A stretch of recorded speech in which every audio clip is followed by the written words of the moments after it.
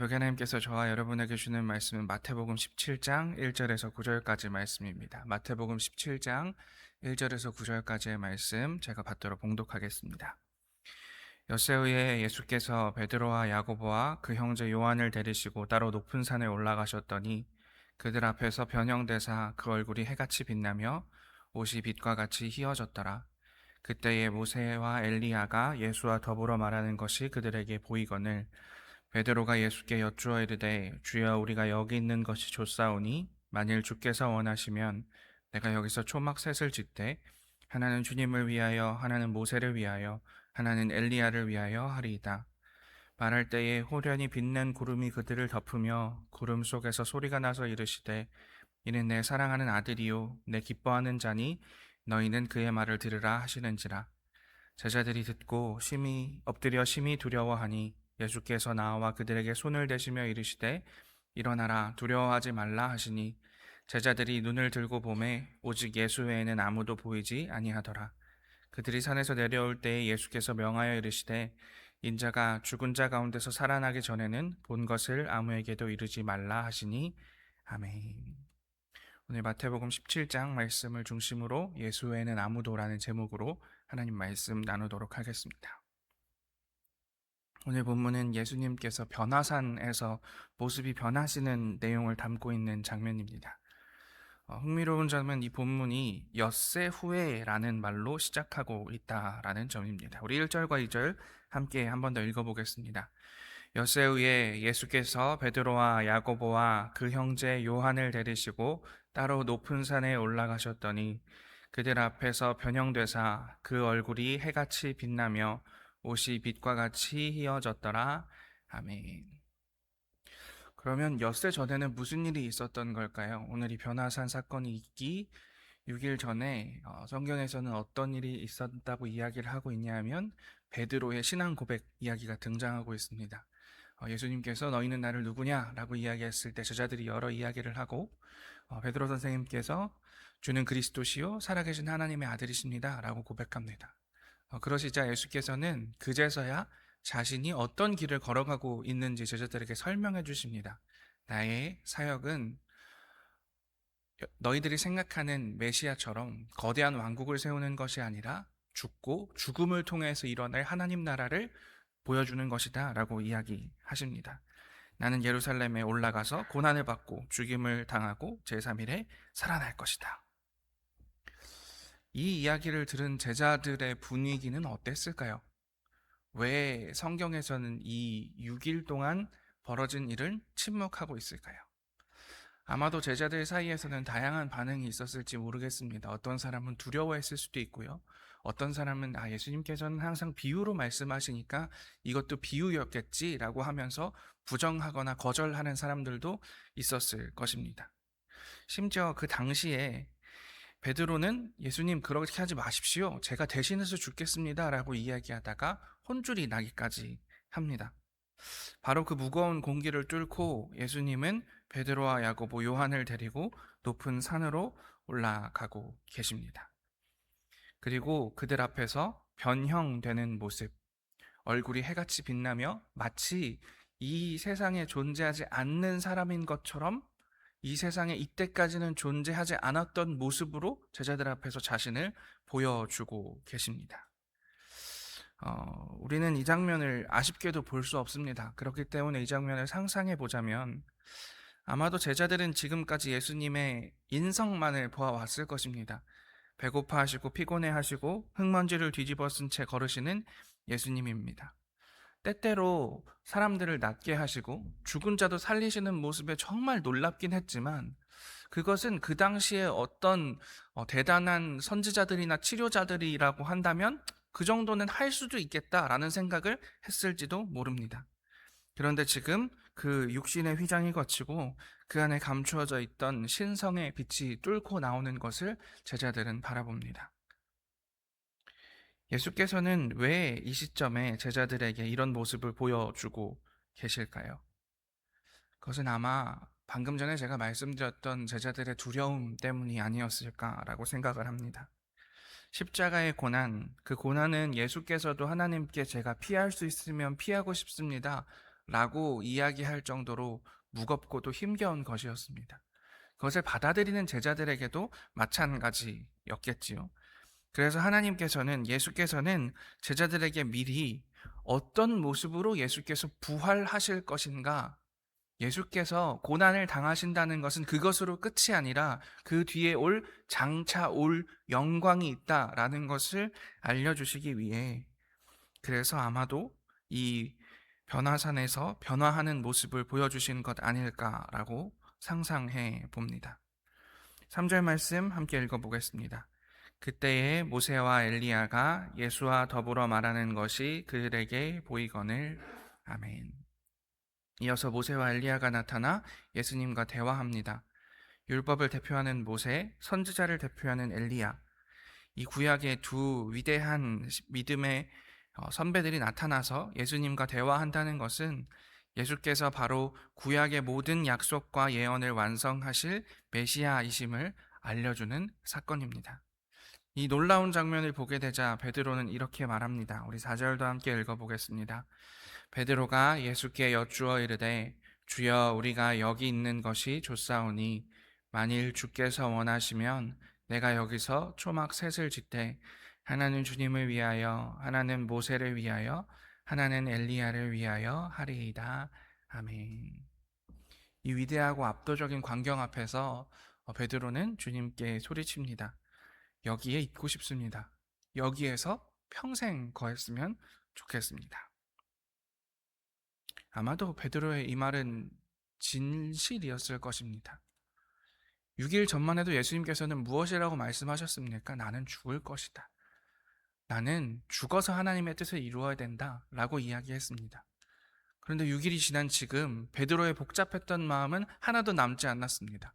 아, 그래. 이 영광스러운 모습, 이것이 내가 우리 스승님께 바랬던 영광이지. 그 모습이지. 아, 이대로 여기에 머물고 싶다. 십자가의 고난, 불확실한 미래 같은 것은 다 잊어버리고 그냥 이 황홀한 산 위에 이 모습대로 영원히 살고 싶어 하는 것이 베드로의 모습입니다. 베드로는 그래서 그 영광을 초막 안에 가두어 두고 소유하고 싶었습니다. 그러나 하나님의 영광은 인간이 지은 텐트나 건물 안에 가두어 둘 수 있는 것이 아닙니다. 그리고 예수께서 보여주신 이 변화산의 영광은 그곳에 머무르기 위함이 아닙니다.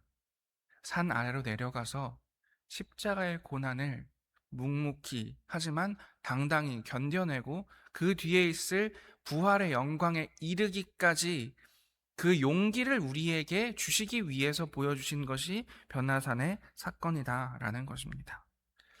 때때로 우리의 신앙생활에도 이런 유혹이 찾아올 때가 있습니다.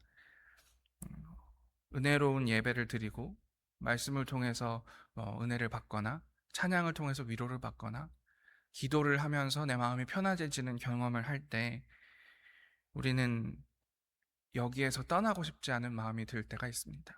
왜냐하면 여전히 교회 바깥에는 내 삶에는 해결해야 할 문제가 있고 그 문제가 기도나 찬양이나 예배 한 번으로 변화되지 않는다는 사실을 우리는 잘 알기 때문입니다. 하지만 얄궂게도 예수님께서는 이렇게 말씀하십니다. 그러지 않을 것이라고. 머무름은 우리의 사명이 아니다. 내가 가야 할 길은 십자가다. 예수께서는 우리에게 일러주고 계시는 것 같습니다. 우리 5절 말씀도 함께 읽겠습니다. 말할 때에 호련히 빛난 구름이 그들을 덮으며 구름 속에서 소리가 나서 이르시되 이는 내 사랑하는 아들이요 내 기뻐하는 자니 너희는 그의 말을 들으라 하시는지라. 아멘. 이 베드로의 말 뒤에 호련히 빛난 구름이 그들을 덮으면서 하나님의 음성이 들립니다. 이는 내 사랑하는 아들이요 내 기뻐하는 자니 너희는 그의 말을 들으라. 하나님은 제자들에게 단 하나의 명령을 내리십니다. 너희는 그의 말을 들으라. 그의 말은 무엇입니까? 바로 역사전에 하셨던 그 말씀, 인자가 고난을 받고 죽임을 당해야 한다라는 십자가의 말씀입니다. 제자들은 여전히 그 말이 두려웠겠지요. 그러고 싶지 않았겠지요. 하지만 하나님께서는 너희의 생각, 너희의 기대, 너희의 계획이 아니라 고난과 십자가를 이야기하시는 그 길을 걷는 내 아들 예수 그리스도의 음성을 들어라. 그것이 생명의 길이다 라고 말씀하고 계시는 것입니다. 마음이 좀 무거워지는 것 같습니다. 문제는 해결되지 않는데 우리는 십자가의 길을 향해서 달려가야 한다니 말입니다. 하지만 예수께서 이 무거운 제자들의 마음 그냥 두고 보지 않으십니다. 6절과 7절 말씀 함께 읽겠습니다. 제자들이 듣고 엎드려 심히 두려워하니 예수께서 나와 그들에게 손을 대시며 이르시되 일어나라 두려워하지 말라 하시니 아멘. 하나님의 음성 들은 제자들은 심히 두려워하며 얼굴을 땅에 대고 엎드렸습니다. 압도적인 하나님의 임재 앞에서 죄인인 인간이 느끼는 본능적인 공포였지요. 그것뿐만이 아니었을 겁니다. 이 십자가의 길, 예수께서 가신다는 그 길, 우리가 피해갈 수 없구나. 우리의 좋은 미래, 그런 것은 없을 수도 있겠구나. 바로 그 순간에 오늘 본문에서 가장 따뜻한 장면이 펼쳐집니다. 예수께서 나와 그들에게 손을 대시며 이르시되 일어나라. 조금 전까지 해처럼 빛나던 영광의 주님, 이제는 두려움에 떨고 있는 제자들에게 다가와 친히 손을 대십니다. 다독여 주십니다. 이 손길은 며칠 전 나병 환자를 고치실 때 내밀었던 손길이고 베드로의 장모의 열병을 식혀주셨던 그 손길입니다. 이것이 복음의 신비이다 싶습니다. 하나님은 멀리서 천둥 소리처럼 명령만 하시는 분이 아닙니다. 그분은 두려워하는 우리 곁으로 내려오셔서 따뜻한 손으로 우리의 어깨를 감싸주시고 일으켜 세우시는 분입니다. 성령께서는 우리 안에 계셔서 우리를 위해서 중보하시며 우리를 가르치시며 항상 우리와 함께 하시겠다 약속하고 계십니다. 예수님의 손길이 닿는 순간 제자들을 짓누르던 공포는 사라졌습니다. 예수님의 일어나라는 음성은 장차 죽음에서 부활하실 생명의 능력을 미리 보여주는 것처럼 들립니다. 이 접촉을 통해서 제자들은 현실 감각을 되찾게 됩니다. 영광스러운 환상도 중요하고 하나님의 음성도 중요하지만 결국 우리를 다시 살게 하고 걷게 하는 힘은 우리 곁에 오셔서 따뜻하게 만져주시는 예수님과의 인격적인 만남에 있다. 우리가 하루하루 어려움 속에서도 살아가게 하는 그 힘은 무엇이냐? 그 예수님의 따뜻한 한마디, 예수님의 손길 한 번 그곳에 있다라는 것입니다. 8절 말씀 마지막으로 함께 읽겠습니다. 제자들이 눈을 들고 보매 오직 예수 외에는 아무도 보이지 아니하더라. 아멘. 그 예수의 손길을 느끼고 현실로 돌아온 제자들, 그들의 눈에 보이는 것은 영광스러운 주님의 얼굴도 아니고 모세나 엘리야도 아니고 오직 예수 외에는 아무도 보이지 않더라.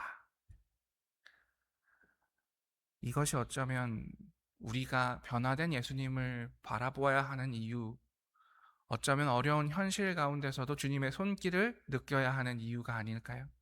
현실은 변화되지 않더라도 그 주님의 손길, 그 주님의 손길을 느끼고 난 이후에는 결국 우리의 눈에 보이는 것은 예수 외에는 아무것도 보이지 않더라. 이것이 오늘 우리를 향한 예수님의 뜻이요, 우리를 향한 예수님의 부르심이 아닐까 싶습니다. 예수님과 제자들은 산에서 내려왔습니다. 산 아래는 여전히 귀신 들린 아이가 고통받고 있었고 믿음 없는 세대가 기다리고 있었습니다. 예수께서 가셔야 하는 십자가의 길을 피할 수 없었습니다. 그러나 이제 제자들은 다릅니다. 그들은 산 위에서 결말을 보았기 때문입니다.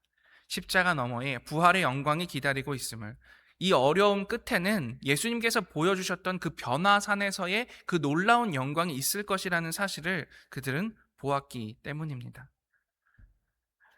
이제 우리는 각자의 삶의 자리, 산 아래로 내려갈 것입니다. 그곳에는 여전히 해결되지 않은 문제들이 기다리고 있고 우리를 힘들게 하는 관계들이 기다리고 있을 것입니다. 하지만 우리가 알고 있는 것이 있습니다. 영광의 주님 오시면 이 땅의 문제는 해결될 것이라는 사실입니다. 그 변화산 위에서 보여주셨던 예수님의 모습, 그 모습이 우리에게도 주어질, 언젠가는 주어질 약속의 영광의 모습이라는 것을 우리는 알고 있습니다. 그러니 우리가 산 아래의 현실 속에서 십자가의 길을 묵묵히 걸어갈 때 우리 안에 어두움은 물러가고 예수께서 우리를 통해 세상에 비추어지는 놀라운 역사가 있을 줄로 믿습니다. 그러니 영광의 주님을 바라보시면서 고난 속에서도 소망을 잃지 않고 담대하게 걸어가실 수 있는 우리가 되기를 간절히 기도하겠습니다. 함께 기도합시다. 하나님, 두려워하는 제자들에게, 힘겨워하는 제자들에게, 십자가의 길을 함께 겪을 제자들에게 영광스러운 모습, 그 영광스러운 모습 속에서의 깨달음 들려주신 예수님의 모습을 통해 우리의 삶을 돌아봅니다. 우리의 삶에도 우리가 피하고 싶은 십자와 같은 일들이 참 많이 있습니다. 그렇지만 주님, 그 가운데서도 영광스러운 주님 모습 기억하게 하여 주십시오. 항상 우리에게 손 내밀어 주시고 따뜻한 음성 들려주시는 그 주님을 기억하며 살아갈 수 있도록 인도하여 주시옵소서. 그래서 마침내 우리의 변화를 통해서, 우리의 삶의 방향성을 통해서 역사하실 하나님을 기대하며 그 하나님의 역사를 바라며 살아가는 우리 모두들 될 수 있도록 인도하여 주시옵소서. 모든 말씀 예수님의 이름으로 기도합니다. 아멘.